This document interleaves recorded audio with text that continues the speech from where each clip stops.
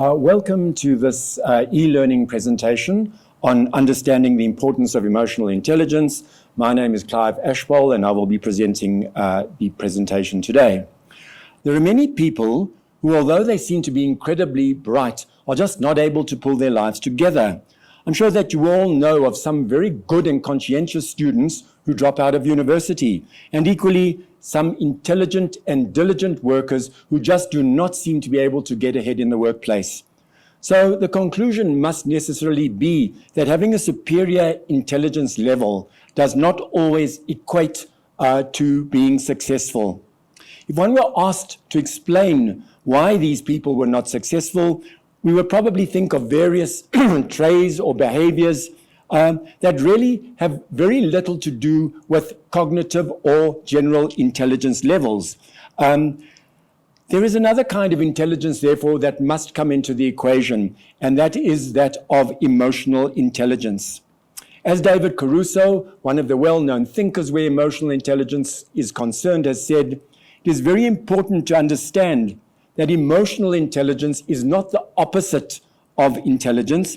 It is not the triumph of heart over head. It is the unique intersection of both. So the question arises, what is emotional intelligence? And if we have a look at it, simplistically speaking, emotional intelligence may be said to be the intelligence that arises when one is aware of one's own emotions, as well as the emotions of others, and being aware of one's emotions is able to utilize that knowledge to manage the expression of emotions and to foster success rather than create roadblocks. Persons who possess high levels of emotional intelligence are better able to understand, for example, the physical, the mental, the social impact of negative emotions on their own minds, on their own bodies, on their relationships with others, and have a better ability both to pursue and to achieve their goals. With this understanding, the understanding of one's emotions, one is able to support one's own activities and enhance the quality of one's life. Emotional intelligence, therefore, is a combination of competencies that allows people, and this is probably quite important, to be aware of, understand, and control their own emotions, as well as to recognize the emotions of others, and most importantly of all, use that knowledge to foster their own success as well as that of those others. Gardner has posited that these two intelligence types were just as important as the traditional conceptions of intelligence when seeking to predict performance and success. Negative emotions are generally ignored at one's own peril, since negative emotions frequently lead to unhappiness, and I'm sure we all know about this, physical illness, loneliness, frustration, guilt, bitterness, instability, resentment, and failure. So what do we conclude? Negative emotions are definitely something to be totally avoided.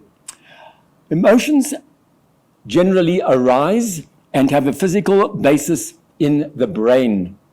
The relationship between the rational and emotional parts of the brain develops from infancy in fact. And what has been found is that when outside stimuli are first received by the brain, these stimuli go straight to that part of the brain that deals with emotions. And only once it has gone to the part of the brain dealing with emotions does it then proceed to the other part of the brain that deals with rational thought and expectation. So let's have a look at some of the models of emotional intelligence. There are various models that define emotional intelligence, but for the purpose of this brief presentation, it's not possible to go into all the various models that are available. Some of the models that we will, however, look at is the ability-based model. In this model, emotional intelligence is defined as, and it will almost accord with the definition that we previously looked at, it will be the ability to perceive emotion, and to integrate that emotion to facilitate thought, having perceived and integrated the emotions, then to understand those emotions, and having perceived, integrated, and understood the emotions, to go that one step further so as to regulate those emotions to promote personal growth.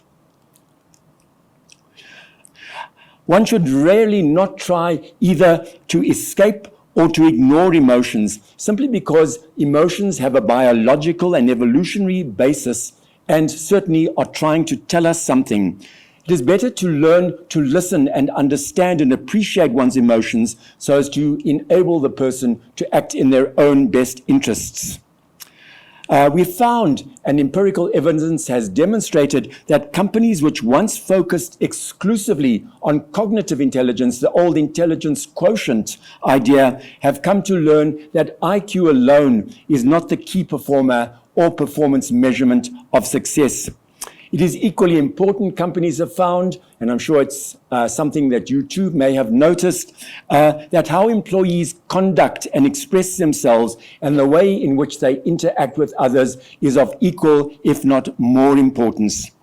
When facing a difficult work challenge, one may have felt excited and energized, but how would one react if faced with more problems than anticipated in accomplishing work? And this is often a test that is applied when inducing new employees into an organization.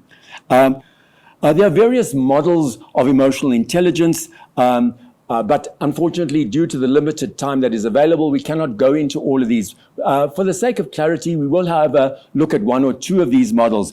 One of the models that is effectively used is the ability-based model. And in this model, emotional intelligence is defined as, and this is probably quite important, the ability to perceive emotion, so you understand emotion. Emotions are currently being accepted as a useful means of integrating and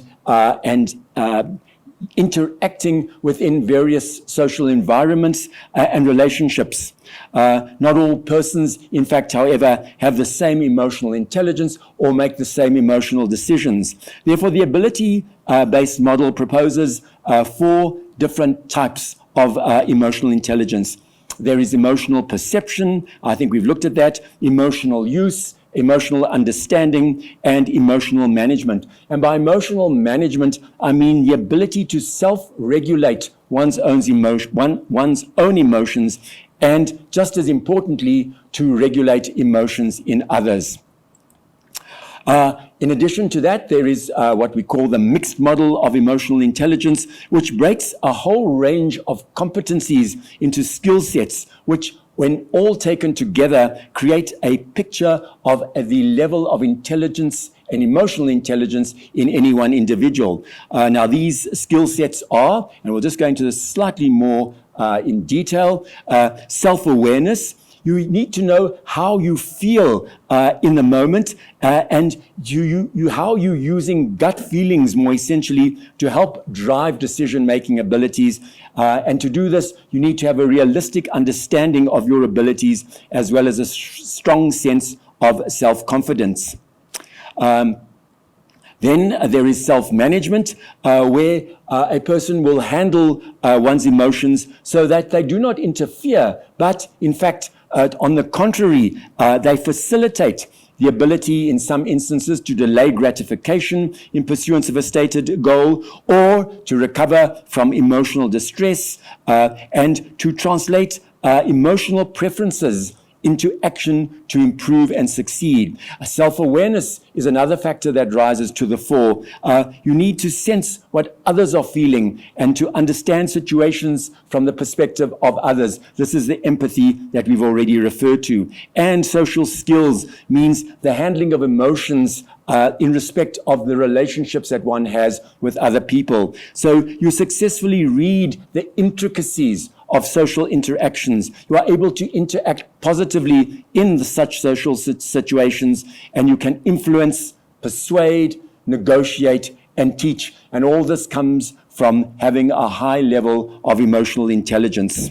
Emotional intelligence is something that not everyone is born with, something that a lot of people have to work hard to achieve. But the good news is that although it does take practice to become aware of and to deal with one's emotions, this can be accomplished. And the more one practices it, and the more one becomes involved in studying and understanding what emotional intelligence is, the easier it becomes to actually be aware of one's feelings that develop over time. And then we need to label emotions. One takes often negative emotions, and with practice, you recognize these emotions, label them, and convert them from negative emotions into positive emotions.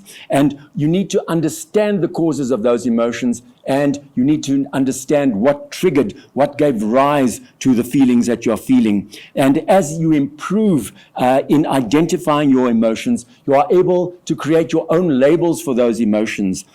You will understand that I'm feeling, for example, anger, I'm feeling joy, I'm feeling fear, I'm feeling sadness, and you have labeled those emotions to enable you to appreciate them and to know how to deal with them. And you'll also give shades of meaning to those various emotions. You'll say, today I'm feeling fed up, I'm sick of everything, I'm tired of everything, or I'm tired and wore out, or whatever rings true to you, and it's really up to you to understand that. So what do we have to do to appreciate emotions? You need to get to the root of that emotion. So you have labeled the emotion, and this enables you to make sure that you deal with the emotion as a whole and not just a small part of that emotion. Dealing with a small part of that emotion is not really going to be the solution to what you are seeking.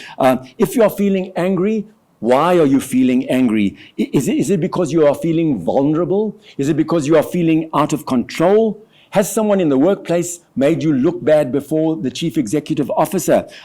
Or perhaps were you forced to accept a work assignment that you didn't really want to? The possible roots of the anger can take a whole variety of forms, but in essence, the resulting emotion is always going to be the same. So what do you have to do? You need to look beyond that initial emotion and explore what else you are feeling to enable you to manage that emotion. So the important point here is ensure that you are addressing the root cause of the emotion and not merely a symptom of the problem. If one accepts that there's a reason behind every emotion, then you need to take the time to identify and acknowledge those reasons to get the best information that you need.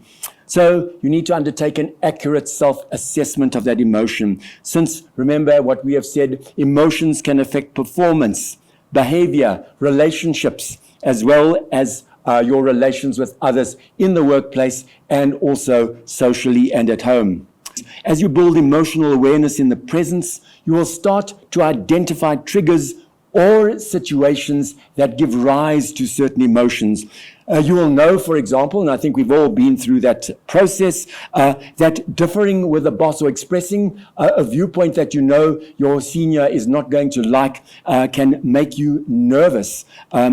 You might then say, well, let me take a leisurely lunch break with my friends, because you know that after this nervousness that has been occasioned by your interaction with the boss, that lunch break will make you feel more secure.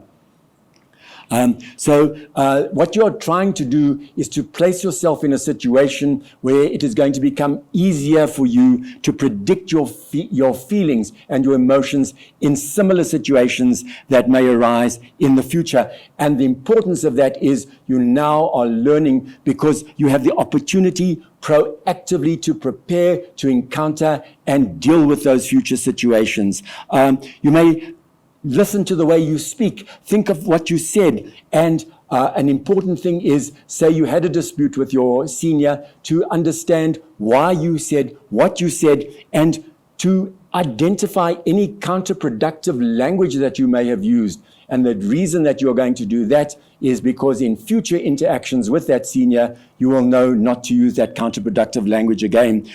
You need to build a level of self-confidence and to acknowledge your feelings and the impact that they will have. And this is not always a very comfortable experience.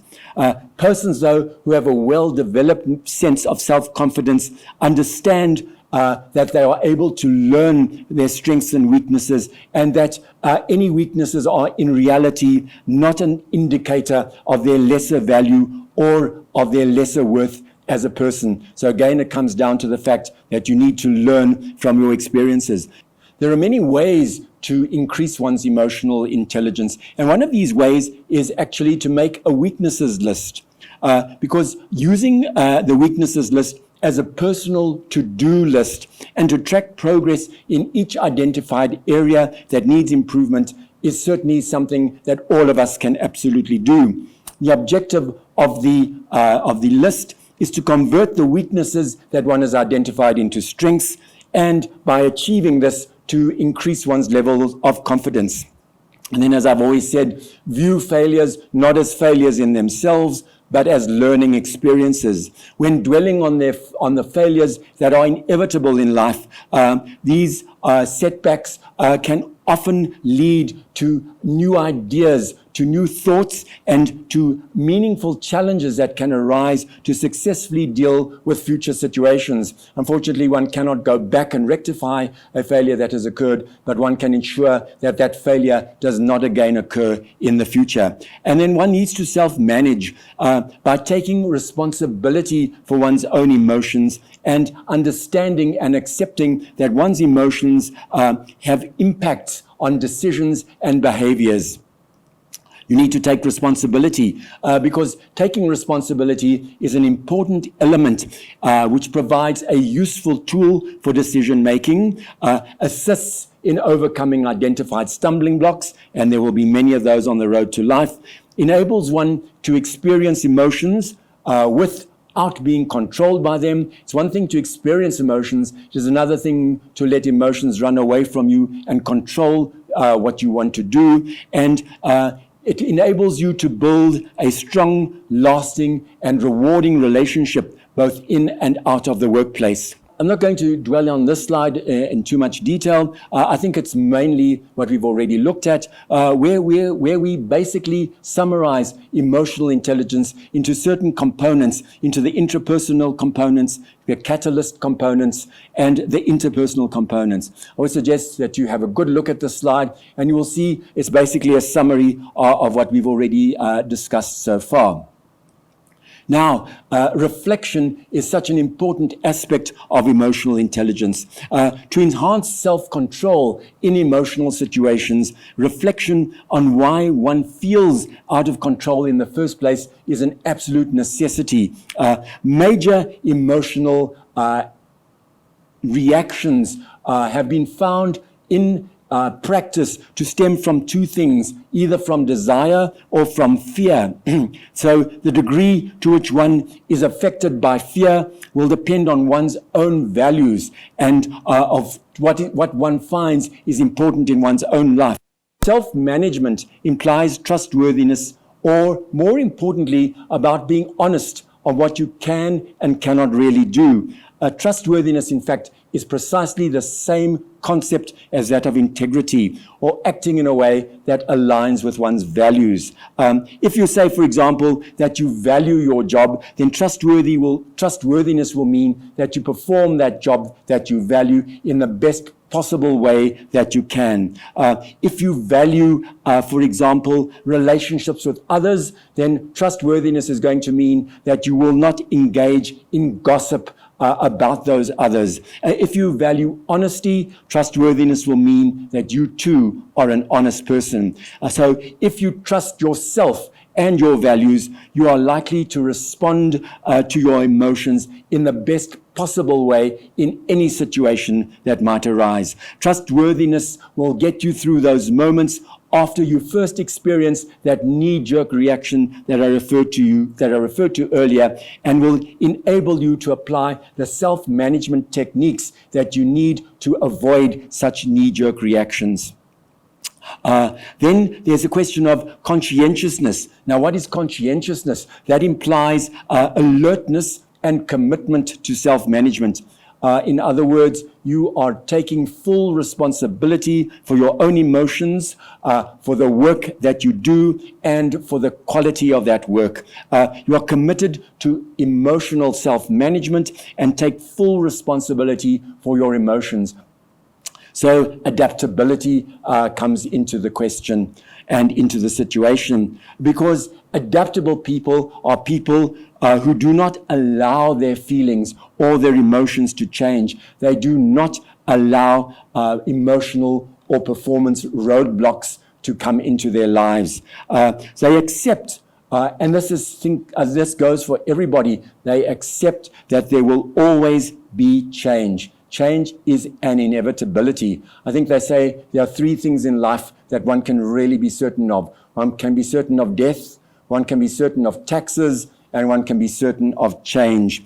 And finally, to conclude this presentation, I'm going to look at the final few aspects that I believe to be of such importance to understanding how emotional decisions need to be controlled. And let's have a look at things like achievement orientation, initiative, social awareness, and probably most importantly, empathy. Now, achievement orientation. A successful person who is able to self-manage their emotions is able to choose the behaviors or actions that are necessary to achieve goals. And how are these done? They decide what is important, and having decided what is important, are able to prioritize accordingly.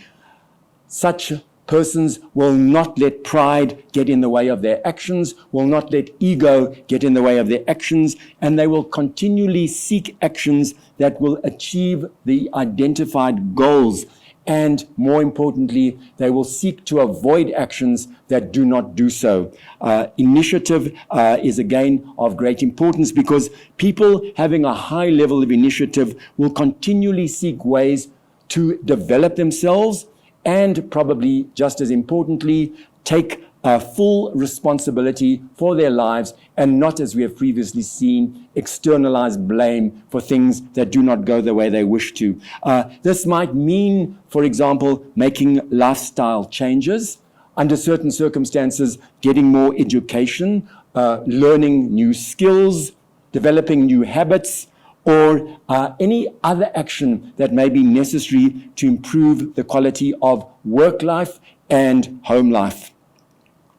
As I've said, they never externalize blame. They never blame others for their problems, but they will look at their own role in the current situation, and where required and necessary, will accept the responsibility to make changes. These people will look forward to the next step on the path of development, and for the simple reason that they have experienced the positive benefits from what they have already achieved and want to achieve for themselves in the future. So people with initiatives will take the initiative in problem solving and conflict resolution. They will not allow disagreements to fester, and they will certainly not allow misunderstandings to linger. They will know that festering disagreements and lingering misunderstandings can certainly become a roadblock to their future aspirations. They will be socially aware, which means that they will understand the emotions of others by perceiving and understanding workplace socio-economic relationships and structures, and how other people are feeling. And that will lead us in due course onto the situation of empathy. It means that they will understand that individual happiness also depends on assisting others to achieve their own happiness. One need not be scared or afraid of helping others to ascend the ladder. This will not make you fall off the ladder, but indeed will boost you higher up than you've ever been. So the three skills that underline social awareness are empathy, organizational awareness, and service orientation. And those people having those three skills are certainly going to be successful, and their emotional intelligence will carry them through a whole range of problems. And finally, the question of empathy, and that is showing a social awareness of how others are feeling. It allows one to step into the shoes of others and to see an argument, or to see a situation, or to see a confrontation from the other side. It allows one to avoid the dreaded knee-jerk reaction and to actually understand why the person has adopted the attitude that they have adopted. So I think, all things being considered, it goes without saying that emotional intelligence has become such an important aspect of daily life in both the workplace and at home. One needs to accept, of course, that the generally accepted view of cognitive intelligence does not lose its importance, but as we said originally, and as shown by Caruso, it needs to be taken together with emotional intelligence in order to produce a whole person. So that brings me to the end of the presentation. I do hope that you have enjoyed it and that you have learned something new. Please remind you to have regard to the 10 multiple choice questions that will be found at the end of the presentation. Complete the questions, submit the questions to the EAAB, and once you've obtained at least 70% correct responses to those questions, you will receive your 5 verifiable points for this CPD presentation. Thank you.